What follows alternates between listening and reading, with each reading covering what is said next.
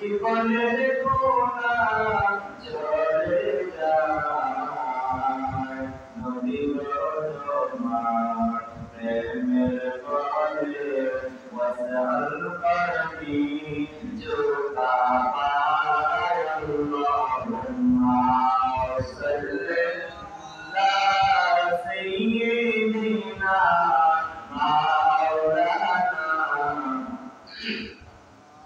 وعلى آل سيدنا مولانا لا إله إلا الله لا إله لا إله لا إله قرآن بارك الله حديث بارك الله إجماع بارك الله قياس بارك الله لا إله لا إله لا إله لا إله আল্লাহ কোরআন পাঠাইলো নবীকে হাদিয়া দিল রে উম্মতেরি নাজাত জন্য উম্মতেরি নাজাত জন্য কোরআন আল্লাহ পাঠাইলো লা ইলাহা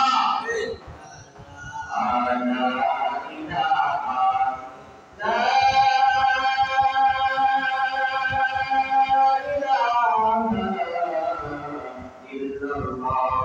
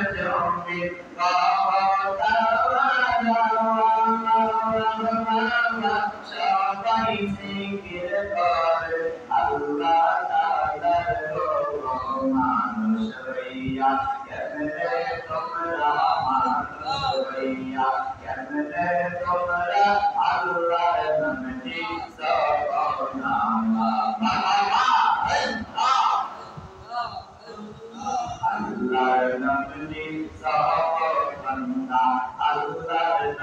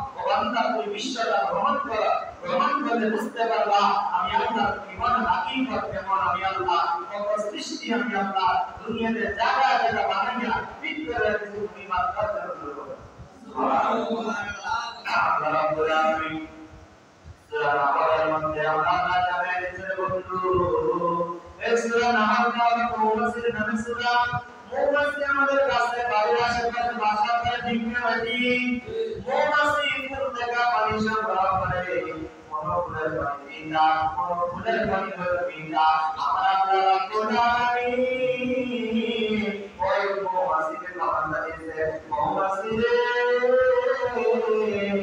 আম গাছের ফুল থেকে পানি সংগ্রহ করো সরিষার গাছের ফুল থেকে পানি সংগ্রহ করো মুস্তাকুলের পানি সংগ্রহ করা জবাবুলের পানি সংগ্রহ করা এই সংগ্রহ কইরা তিনটা এবং মিষ্টি তিনটা পানি দাও মৌসাকের মধ্যে লাগাইয়া দিবা মৌসাকের মধ্যে সে রানী মৌমাছি আছে গো ওই রানী মৌমাছি রসুলের আলামিন কবি দুরুশরী পাতার পরে দুরুশরী পাতার কারণে আল্লাহ রাব্বুল আলামিন মিঠা এবং তিতা পানিতে আমার আল্লাহ একত্র করিয়া মধু বানায়া দেয়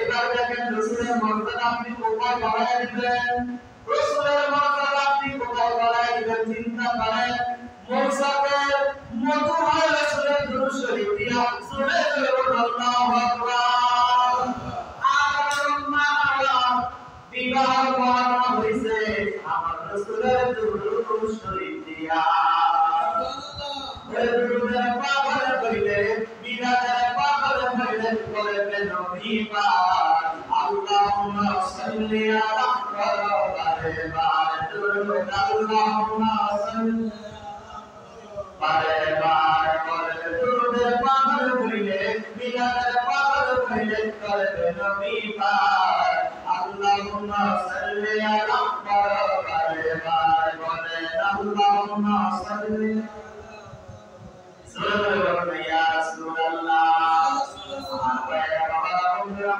আল্লাহ রাব্বুল আলামিন জানালেন ফাসআলু আহলা যিকরি ইন কুনতুম লা তা'লামুন আল্লাহ বলেন যদি তোমরা কোনো বিষয় জানো না যদি এটা তুমি জানো না যারা জানে তুমি তাদের থেকে জিজ্ঞেস করে তুমি এটা জেনে নাও সুবহানাল্লাহ আর চিন্তা করে আল্লাহু আকবার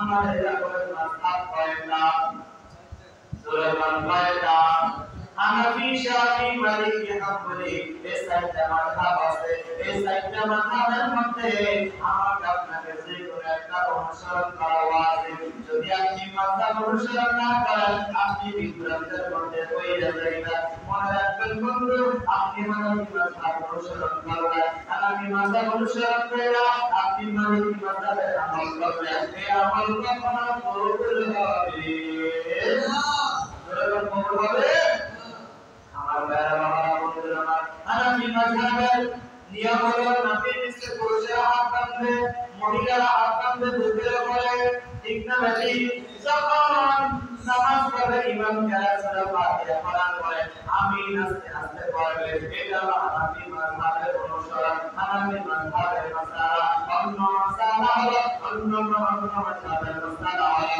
ইমাম সাহেব যখন সূরা শেষ করবেন সূরা ফাতিহা শেষ করবে চিন্তা করে সবাই আমিন বলবেন এখন আমাদের সমাজে দেখা যায় হানাফি মাযহাবের অনুসরণ করে কিন্তু আপনার মাথায় আমল করে আছে না সূরা ফাতিহা এজন্য আপনাকে যে কোনো একটা মাযহাব আমল করতে হবে একটা মাযহাব অনুসরণ করে ওই মাযহাবের উপরে আমল করা লাগবে আল্লাহ তাআলা আমাদেরকে শ্রেষ্ঠ মাযহাব হানাফি মাযহাবের উপরে আমল করার তৌফিক দান করেন চিন্তা করে আমিন আমিন আমার ভাইরা বাবারা বন্ধুরা আমার রাসূল আলামিন সাহাবীরা কেমনে রাসূলকে ভালোবাসে কেমনে মহব্বত করছে আমার ভাইরা বাবারা বন্ধুরা আমার আমরা যদি হযরত বেলাল রাদিয়াল্লাহু তাআলা আনহুর ইতিহাসের দিকে তাকাই বেলাল রাদিয়াল্লাহু তাআলা ইসলাম গ্রহণ করছে আপনি বেলালের এমন মর্যাদা আমার নবী থেকে ইসলামের প্রথম মুয়াজ্জিন বানায়া দিয়েছে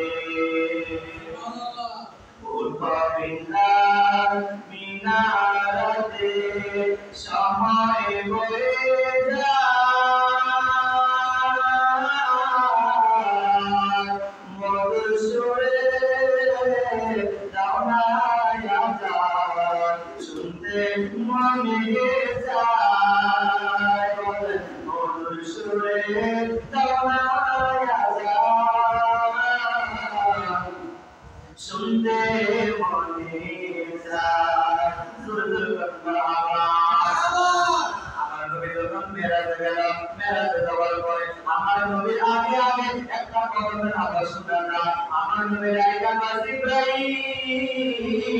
ও জিব্রাইল জান্নাতের মধ্যে টুকুর টুকুর টুকুর টক টক টক টক কিসের আওয়াজ শোনা যায় আমার নবী ডাইকা কয় ইয়া রাসূলুল্লাহ ইয়া হাবিবাল্লাহ নবী গো আপনার সাহাবী ইসলামের প্রথম মুসলিম কালা হাবশী বেলালের পায়ের কদমের আওয়াজ শোনা যায়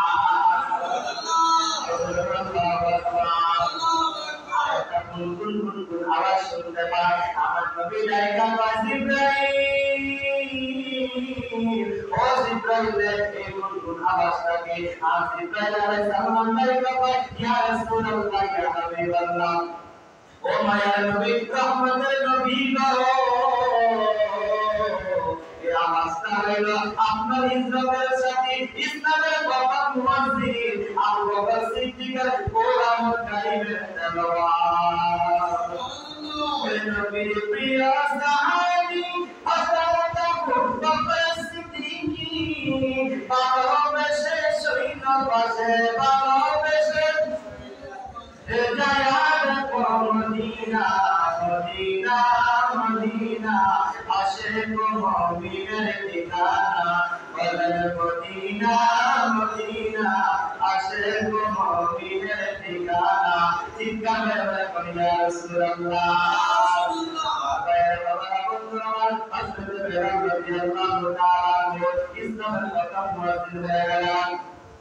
আল্লাহ রাব্বুল আলামিন আহকামুল হাকিমিন জিবরাইল আলাইহিস সালামের মারফতে আমার নবীকে সম্মান দিয়ে দেয় ও জিবরাইল আমার বন্ধুকে একটা সম্মান দিয়ে দাও কি সম্মান রে ওই সম্মানটা হলো আমার বেলালে আমার হায়াতের 7 দিন 9 দিন আমার দিকে তাকান কয়দিন বেলালে হায়াতের মাত্র 7 দিন বেলালে নামাজের অভাব নাই রুকুর অভাব নাই সিজদার অভাব নাই কোনো নেকামলের অভাব নাই গো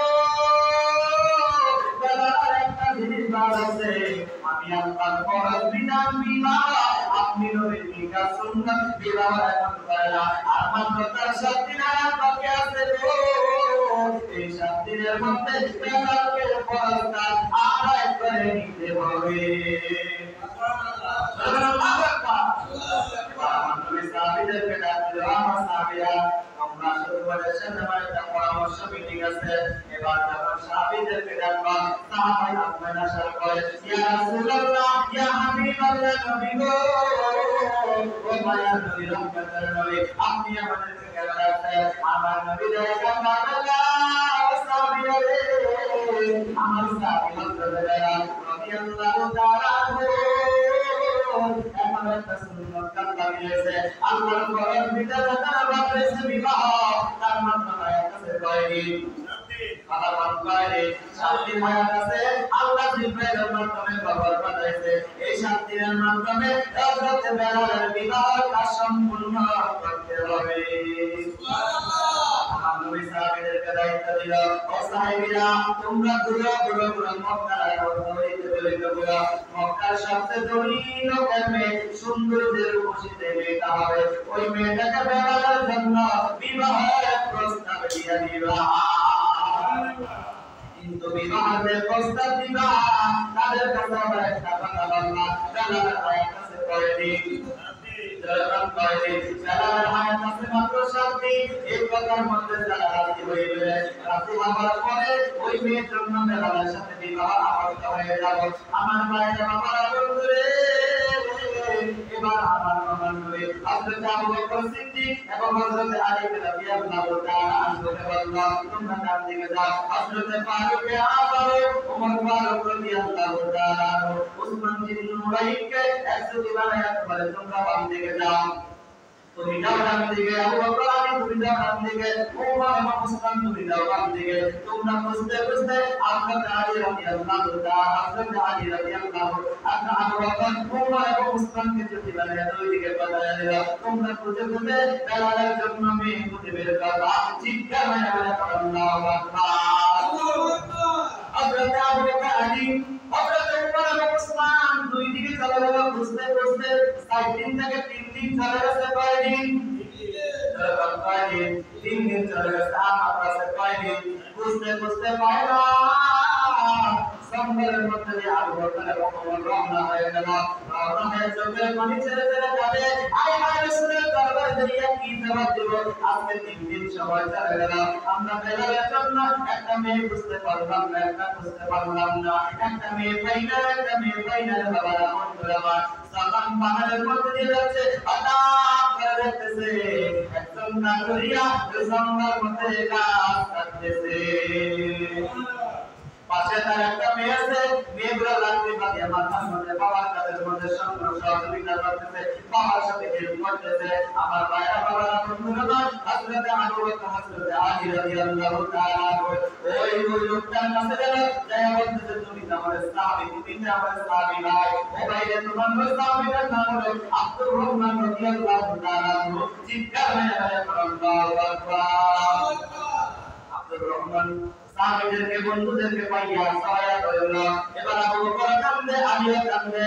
এবার আব্দুর রহমান রাদিয়াল্লাহু তাআলা বুঝাইতে বলতেছে, ও সাহাবী ভাই রে, আপনি কেন কান্না করতেছেন? চোখের পানি পালায় কেন কান্না করতেছেন? আবু বকর চোখের পানি ছাইড়া কয়, ও সাহাবী আব্দুর রহমান ভাই রে, রাসূল আমাদেরকে একটা দায়িত্ব দিয়েছে। আজকে 3 দিন হয়ে গেল, মক্কা গলি গলি খুঁজতে খুঁজতে একটা সুন্দরী রূপসী মেয়ে পাইলাম না। আল্লাহু আকবার, আল্লাহু আকবার। পরে গেল মেয়ে দিয়া, পরে বেলালের জন্য বিবাহ করাইল। জোরে জোরে বলুন আল্লাহু আকবার। আর জন্য বেলালের জন্য আমার ভাইরা বাবারা, বন্ধুরা, এবার সাহাবায়ে কেরাম বলে, ও আব্দুর রহমান, তোমার কোনো বিয়ে আছে? বলে, আমার বিয়ে আছে, আমার সাথে কাজ করে বইতে দেখো। ওই যে রাত্রি বাদিয়া মাথায় নিয়ে আমার সাথে কাজের মধ্যে হেল্প করতেছে, ওইটা হলো আমার মেয়ে। সুবহানাল্লাহ।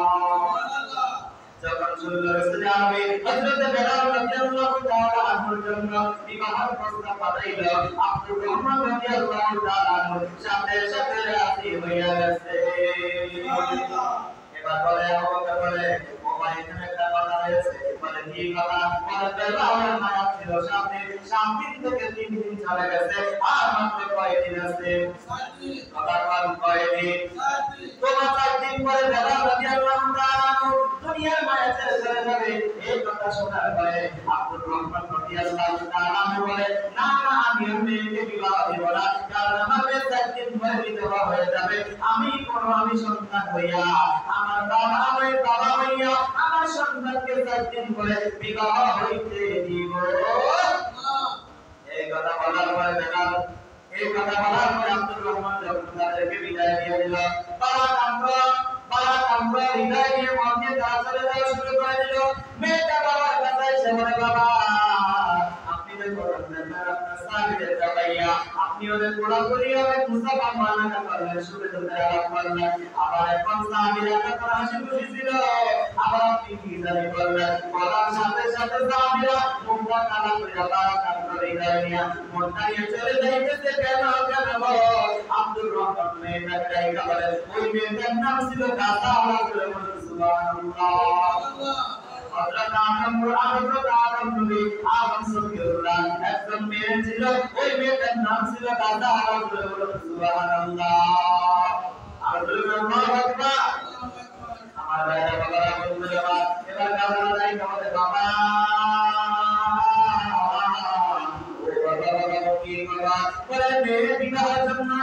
আমি প্রথম রাজি হয়েছি, তখন বলতে মাত্র 7 দিন থেকে 3 দিন আয়াত আছে গো, 3 দিন চলে গেল, 4 দিন বাকি আছে, এই জন্য আমি রাজি হই না।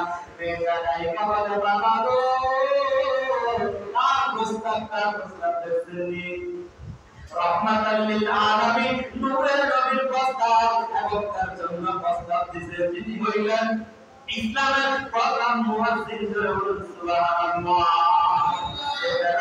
দিলে দুনিয়াতে আলোকিত হইত, আকাল না দিলে আলোকিত হইত না। সেটার মুখের শব্দ আর আশহাদু আন্না মুহাম্মাদার রাসূলুল্লাহ বলতে পারত না, বলতো আশহাদু আন্না মুহাম্মাদার। ওই বেলালের জবানের মধ্যে একটু তুলনার অভ্যাস ছিল।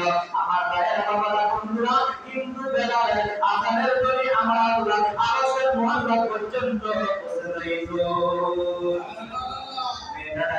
বাবা, আমি যদি রাজি, আপনার কোনো অসুবিধা আছে? বলে, না না, কোনো অসুবিধা নাই,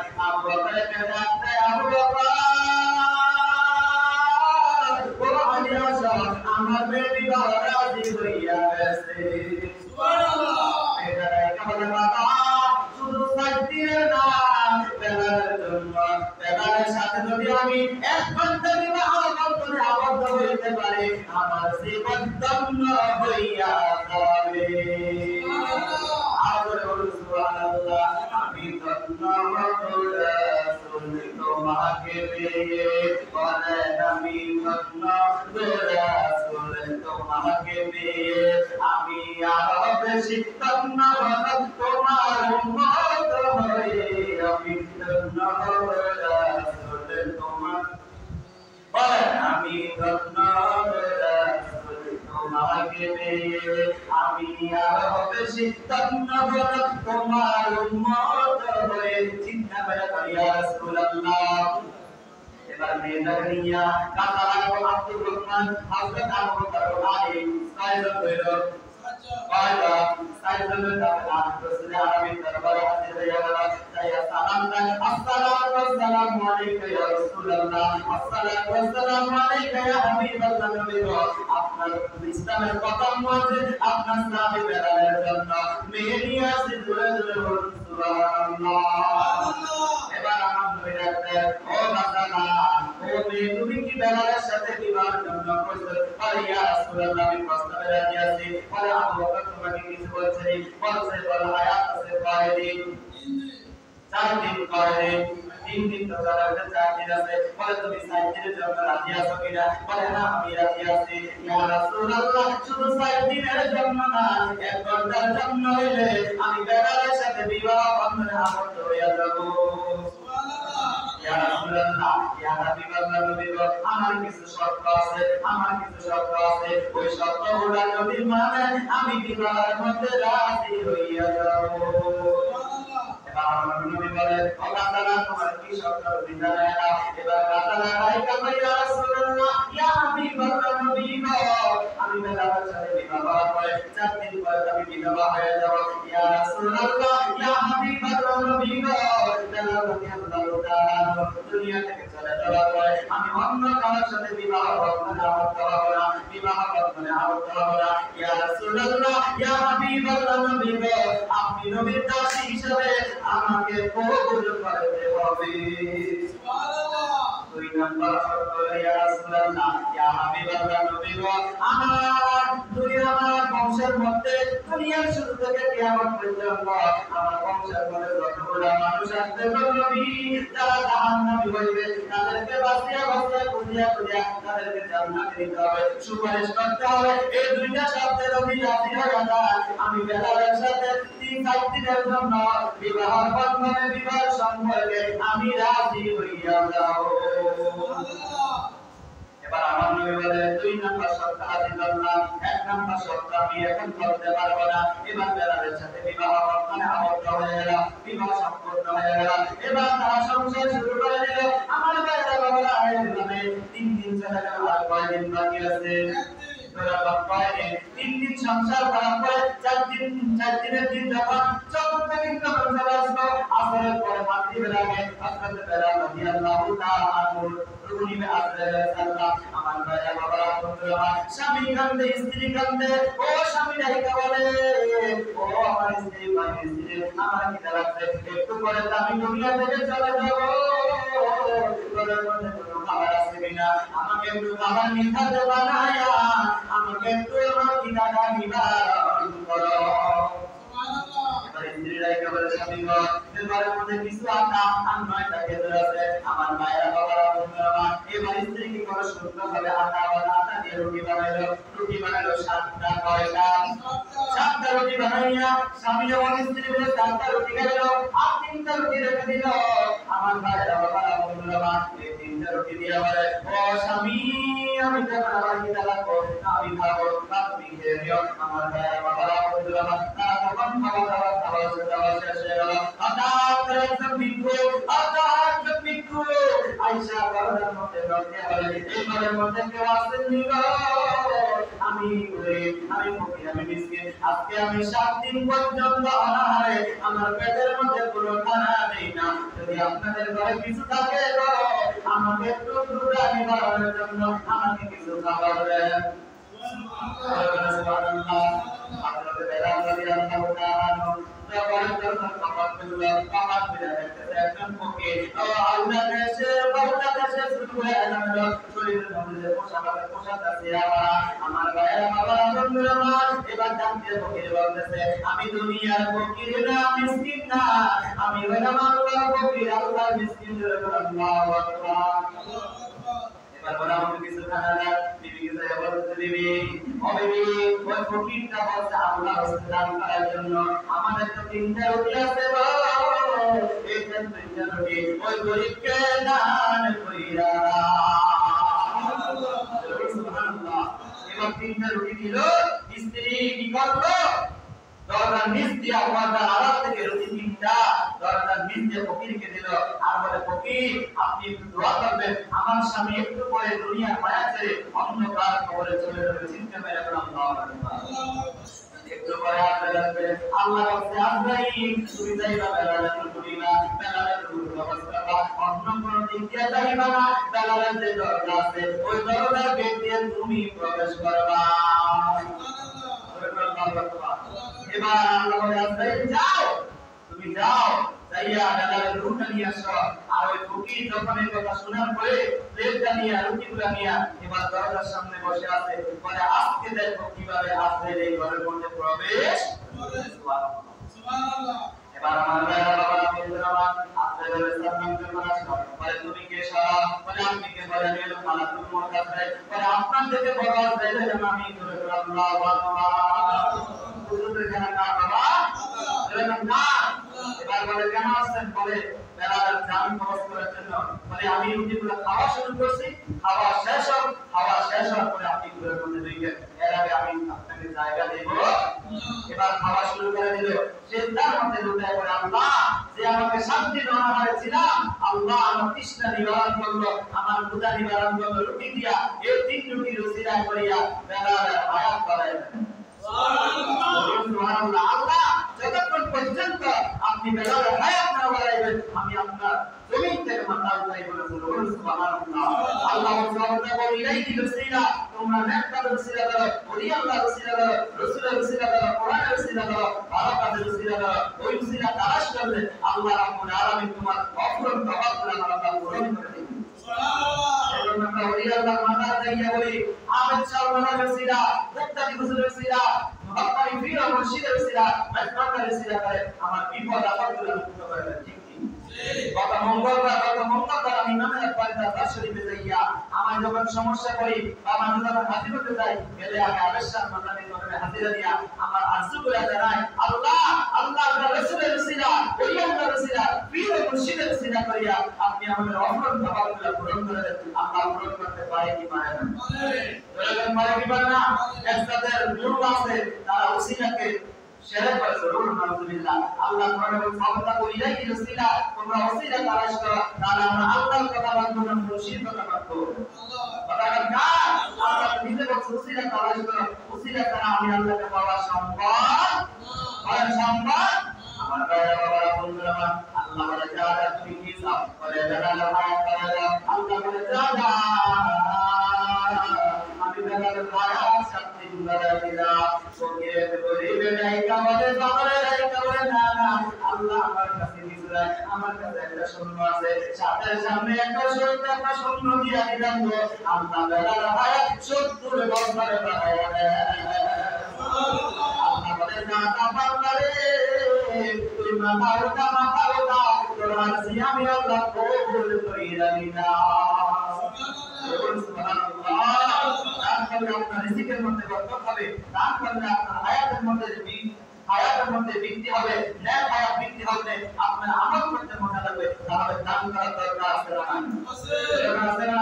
দান করতে হবে ফি সাবিলিল্লাহ, আল্লাহর রাস্তায় দান করব, মানুষকে দেখানোর জন্য দান করব না। আপনার দান আছে, দানের যাকাত দেওয়ার দরকার আছে না?